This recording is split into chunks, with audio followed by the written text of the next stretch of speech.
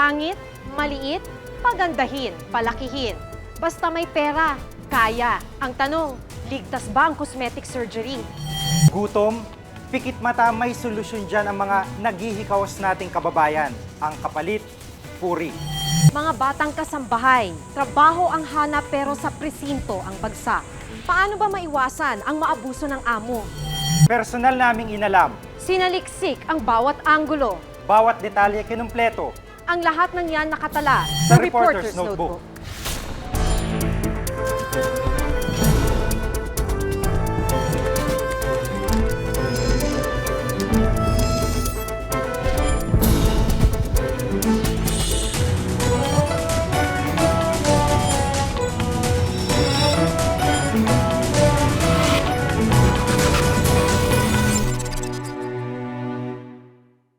Pango o sarat na ilong, maliit na dibdib, malaki ang mata. Pekas, pilat, marka ng tigyawat, lahat ng yan may solusyon na. Maraming klinika ang nangangako ng ganda ni Eva. Ang tanong, ligtas ba?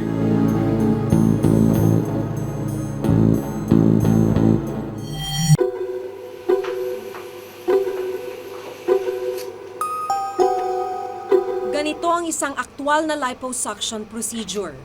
Hindi biro yung mga ganitong klase ng operasyon.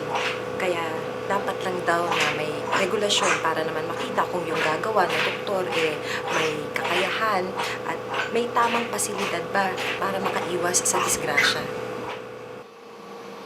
Anesthesia pa lang pwede nang magdulot ng sari-saring komplikasyon. Dapat may laboratory exam or clearance before the procedure para sigurado yung pasyente na fit siya for the surgery.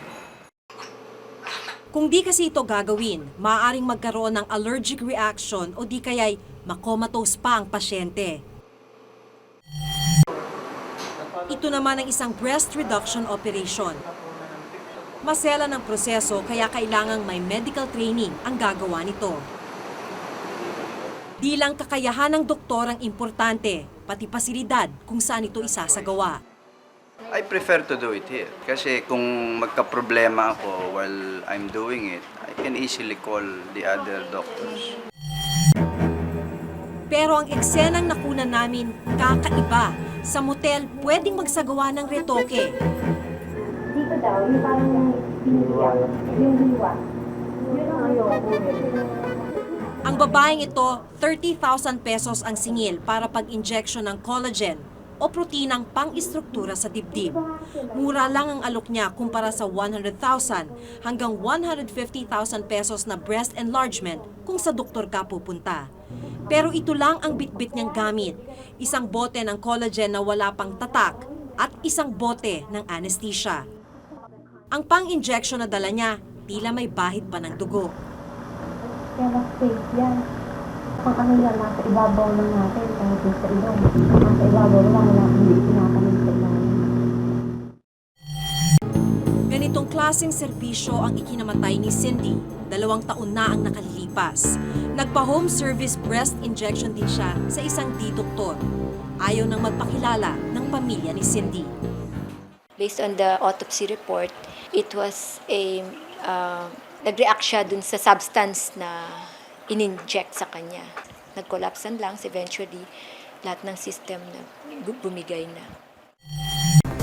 Lubos ang pagdadalamhati ng pamilya ng dalagang namatay matapos sumailalim sa breast enlargement procedure. Ilang beses na tayong nabulabog ng ganitong mga balita. Pero ni isa sa mga ahensya ng pamahalaan walang record ng bilang ng mga biktima. Kung hindi ito nakatala sa ating pamahalaan, paano magkakaroon ng tamang perspektiba tungkol sa problema? Paano makakahanap ng tamang solusyon?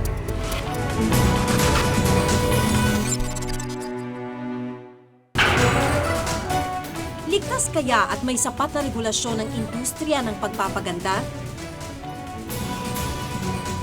Next stop, Italy. Si Rhea nasa Eternal City Nandito tayo sa Wishing Fountain ng Rome. at nakuha ang wish niya. Narating niya ang Vatican, ang Colosseum at ang siyudad ng Mafia. Pero di siya na homesick dahil sa Little Tondo ng Palermo.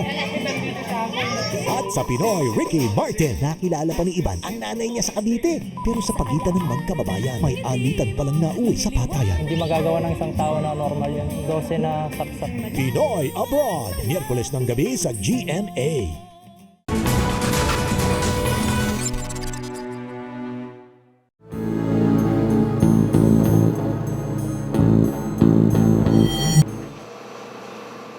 Marami na ang nabiktima ng mali o iligal na proseso nito, pero marami pa rin ang gustong magpaganda gamit ang siyensya. Ligtas kaya at may sapat na regulasyon ng industriya ng pagpapaganda? Mag-iikot-ikot tayo ngayon, maghahanap tayo ng mga parlor na nag-aalok ng mga serbisyong pampaganda, nose lift, liposuction. Surgical facelift. Mula nang mauso ang pagpaparitoke, naglipana na ang mga beauty center. Po namin nagre-range. Sa tansya ng Department of Health, may 250 hanggang 300 na ambulatory surgical clinic.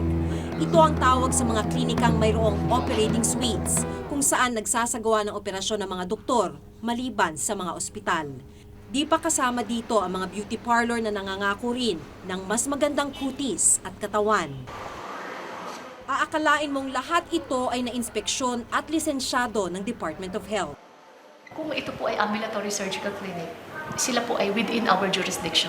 Yung mga beauty center na wala namang ginagawang ambulatory surgical clinic, hindi po siya within our jurisdiction. Ang mga beauty parlor na nag-aalok ng retoke sa katawan sa pamamagitan ng injection, bahala na raw ang bawat munisipyo. Ito naman ang sagot ng 3 lungsod na may pinakamaraming bilang ng beauty center ayon sa DOH. Kasi yung beauty parlor, hindi naman inaano yun eh. Ni-inspection eh. Karamihan lang doon yung pag may reklamo lang. Frankly speaking, yan hindi namin na-monitor eh. Kasi pag nag-apply nga rito, hindi na namin natatanong ang mga personnel nila. Pero with that issue that you have relayed to us, I think we will do it. As to whether what is being done inside this clinic is proper and correct, medically speaking, it is not within our authority. Doktor doon, siyempre magtataka. Ang tinututukan raw ng DOH ay ang mga ambulatory surgical clinic. Sa ipinakita sa aking listahan, mahigpit ang patakaran para makakuha ng lisensya sa DOH. Sa tinatayang halos 300 klinika sa Metro Manila, 37 lang ang may lisensya. Noong November 2004 lang nagsimulang hinga ng lisensya ang mga klinika batay sa Administrative Order 138. Hindi po kaya parang sabihin na natin napaka-late naman na bago pumasok sa eksena ang DOH. Hindi naman po late dahil gaya nga po ng sabi ko sa inyo, 1994 pa lang ay nire-regulate na namin siya. So, hindi namin kasi sila mapilit dahil voluntary yun yung accreditation. Kaya ngayon na talagang licensure na, obligado talaga sila magparehistro sa amin at magpalisensya. Kaya kung hindi naman sila susunod, ay bibigyan namin sila ng cease and desist order. Pero wala pang naipapasara ni isa ang DOH hanggang ngayon. Meron kaming nakahanda na i-issue pa lang. Pero for this year, wala po akong ma-recall na nabigyan na namin ng cease and desist order. Ang Professional Regulation Commission ang taga-monitor ng iba't ibang propesyon. Pero bahala na raw dapat ang iba-ibang samahan ng espesyalista kung paano nila babantayan ang mga doktor na nagsasagawa ng cosmetic surgery. Pag dumating sa amin na may reklamo, we still monitor. But we do not monitor them one by one kasi we don't have the, what do you call this? We don't have the personnel to do that. But para bang these are the arms of the PRC, yung Specialty Society. Pag meron silang nakita, they can sanction their own colleagues through their society. A breast lift for... Pero ayon sa Philippine Association of Plastic and Reconstructive Surgeons, dapat magmula sa gobyerno ang regulasyon. Basta MD ka, you can practice anything unless there is an agency in the government that will regulate the specialties. Wala tayong ganun eh. This is the silicone gel. Tulad ng lahat ng operasyon, peligroso ang cosmetic surgery. We are not working with a piece of cloth or paper. These are live patients. Being a specialist, being certified, being fully trained is not a guarantee that you will not meet problems. Masaklap ang sinapit ni Manuel Maliksi na comatose ang kanyang asawa noong Agosto 2002 habang nagpapaliposuction at namatay matapos ang 15 buwan. Dito kami kinasal. Ito. Hindi raw niya akalain na ang masaya nilang pagsasama ay magwawakas sa isang trahedya. Kahit ngayon, almost everyday, naisip ko pa rin siya eh. Ang hirap no, imagine mo, bago lang yung mag-asawa tapos mawawala siya. Isang panukalang batas ang inihain ni Representative Prospero Nograles para ayusin ang industriya ng cosmetic surgery. Ayon sa House Bill 266, kung hindi doktor at nag-aral ng plastic surgery, di maaaring magsagawa ng operasyon. Dito sa mga liposuction, tummy tuck, itong mga invasive procedures, it should be done by someone specially trained in that field. Kasalukuyang pinag-aaralan sa committee level ang panukala. Pero ngayon pa lang, umaangal na ang mga nagtapos ng pagdodoktor na walang residency sa plastic surgery. Hindi fair eh. Kasi as what I've said, may two organizations yan. So they're more of for the vehicular accidents, mga reconstruction talaga, yung mga nababasag yung mukha.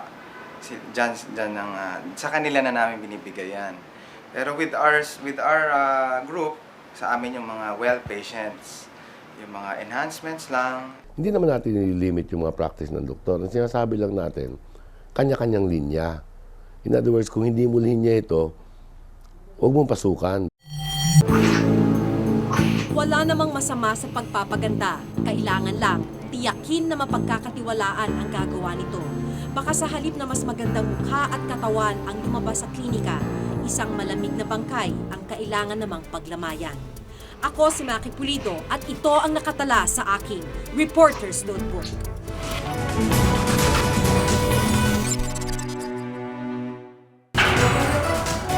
Batang kasambahay inabuso ng amo sa pagpapatuloy ng Reporter's Notebook.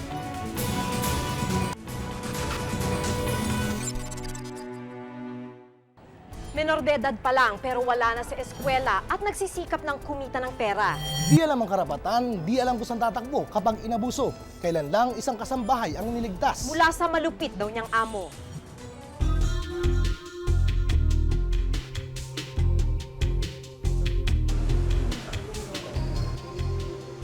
Ito ang nadatnan namin sa opisina ng medico legal ng PNP nung Sabado.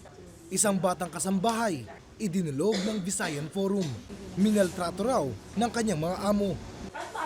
Mababaka sa mukha ni Ana, hindi niya tunay na pangalan, ang matinding takot. Sa mura niyang edad na 14, namasukan na siya bilang katulong. Sa shelter kung saan siya dinala, ikinwento niya sa amin ang mga pangyayari. Isip ko po magtrabaho para makaahon kami sa hirap. Para makapag-ipon ako ng pera, makapag-aral ako. Hindi niya akalaing bugbog mula mismo sa alagang 8 taong gulang at matinding pagod ang makakarap niya sa trabaho. Pinapalinis po ako sa bahay nila na gamit yung kaya nasunog po yung balat ng kamay ko. Kinumpirma ng medical legal report ang lahat ng pagmamaltratong dinanas niya. Sugat at pilat ang kanilang nakita sa kanyang braso. Kung tutuusin ay swerte pa si Ana. Si Arlene, hindi niya tunay na pangalan, ay hindi lang bugbog ang inabot sa kamay ng pinamasukan. 16 na taon gulang pa lang siya, matindi na ang kanyang pinagdaanan. Kung lasing sila, pinagtritripan nila ako, inuubaran nila ako. Tapos, kapag naubaran nila ako, binivideo rin ako, pero sa cellphone po. Hindi rin daw naman niya magawang magsumbong. Hindi na lang po ako umiimik kasi kung magsusumbong po ako, magagalit sila sa akin. Tapos babalik na rin ako. Anak nila yon, kontra katulong lang ako. Hindi naman daw siya ginalaw ng mga ito, kaya sinasarili na lamang niya ang matinding hinanakit at galit. Tiniis daw niya ang pang-aabuso sa kanya dahil ayaw na niya magtrabaho pa ang kanyang ina bilang magsasaka na nasa Ilocos. Isinama namin si Dr. Nada Ahmad Abutazil, isang child psychologist ng kapanayamin namin ang mga bata.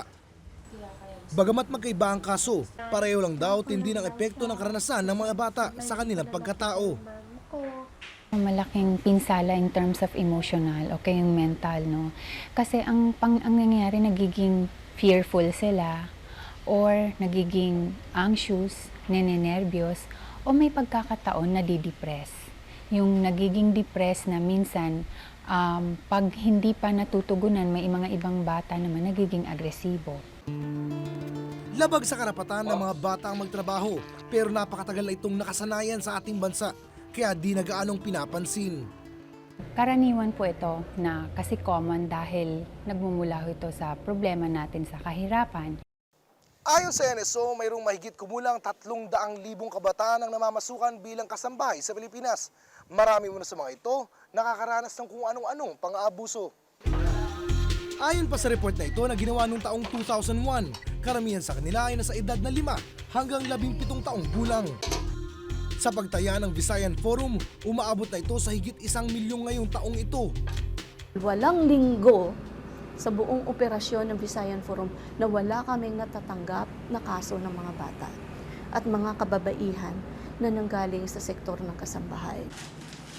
Bagamat aminado silang walang tiyak na bilang kung ilan sa mga batang kasambahay ang naaabuso, nababahala ang grupo sa mga kasong naidudulog sa kanila.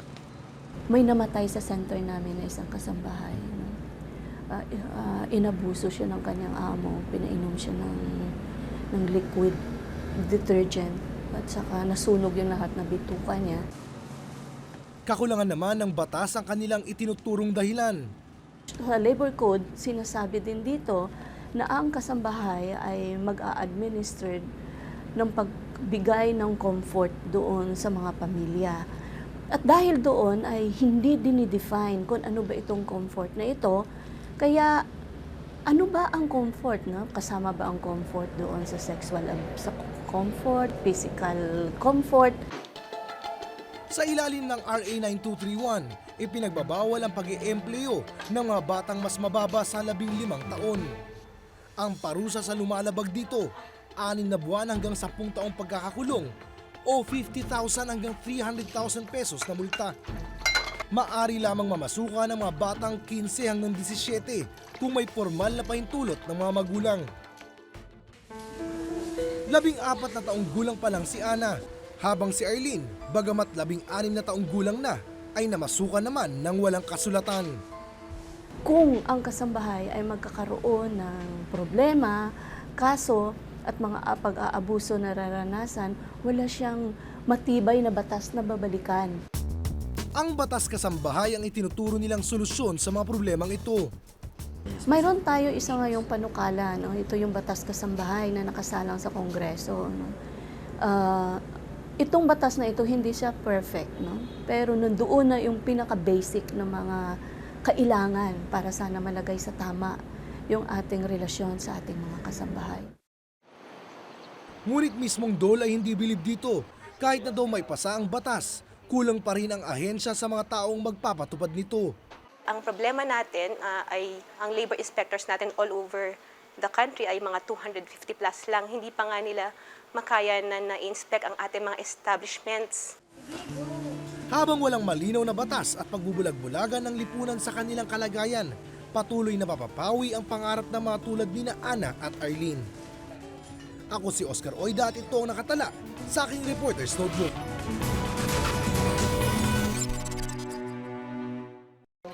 Ipinagpapalit ng ilang kababaihan ang kanilang puri para sa ilang kilo ng bigas.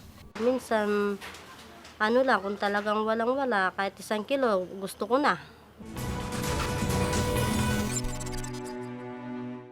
Nagugutom pero walang pera at walang trabaho. Ang resulta, katawan ang ibinebenta. 1 kilong bigas, 1 latang sardinas. Puri na ang katapat niyan sa ilang mahihirap nating kababayan.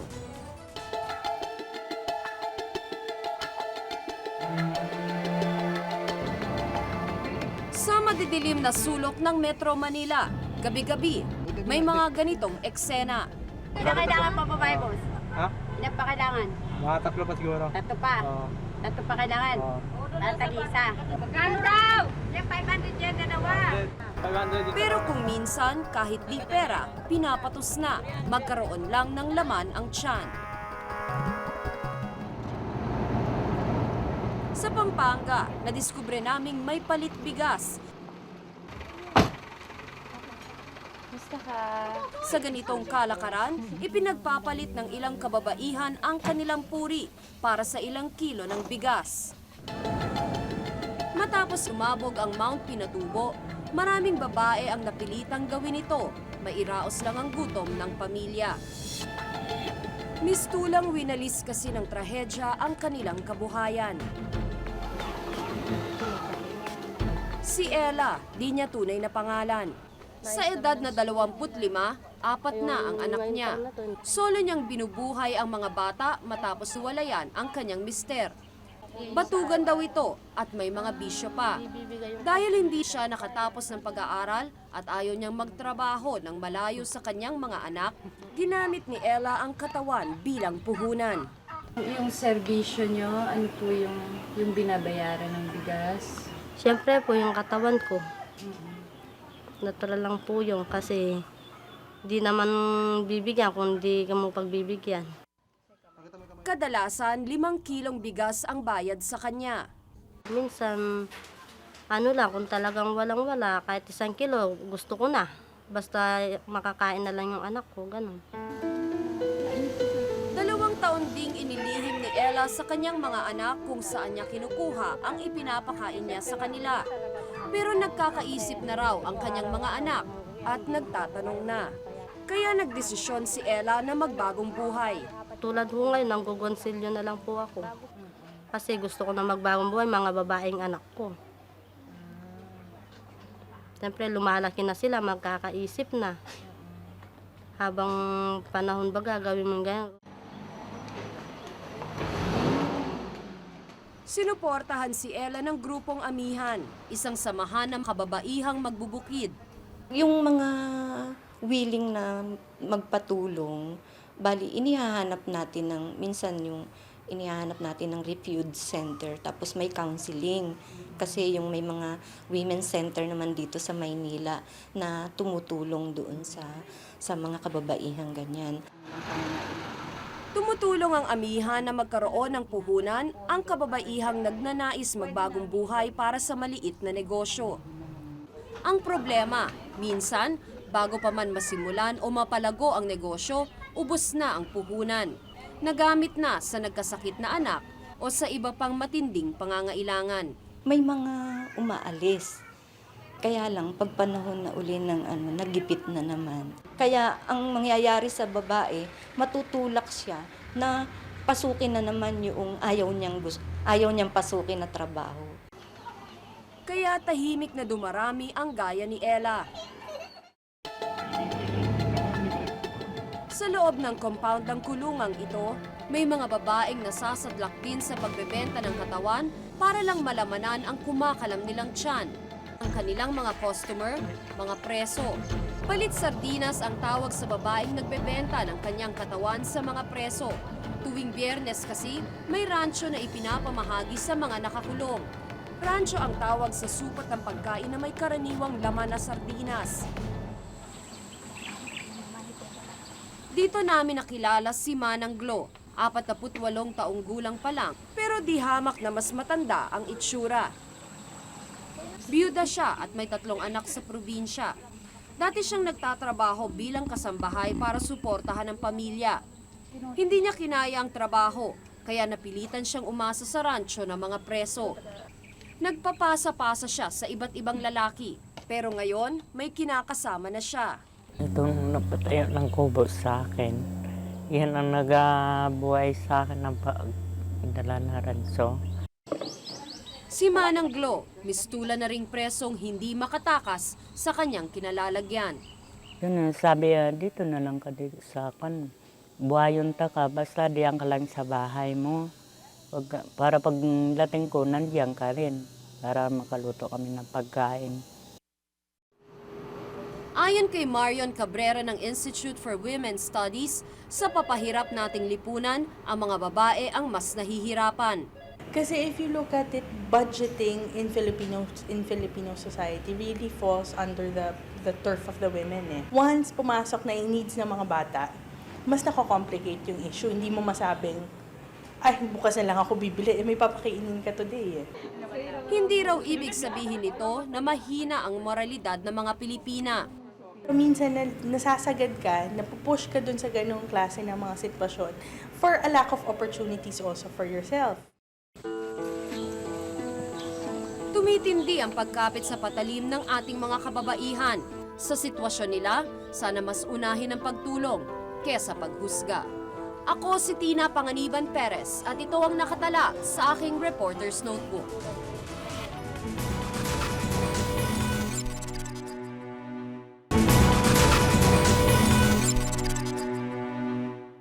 Kung may nais kayong ipasiyasat na issue o balita, maaari kayong tumawag sa amin sa numerong 928-4239. Maaari rin kayong mag-email sa reportersnotebook@gmanetwork.com. Para sa malalimang pagtingin sa mga issue at balita, samahan nyo kaming muli sa susunod na Martes. Ako si Jiggy Manikad. Ako si Maki Pulido at ito ang Reporter's Notebook.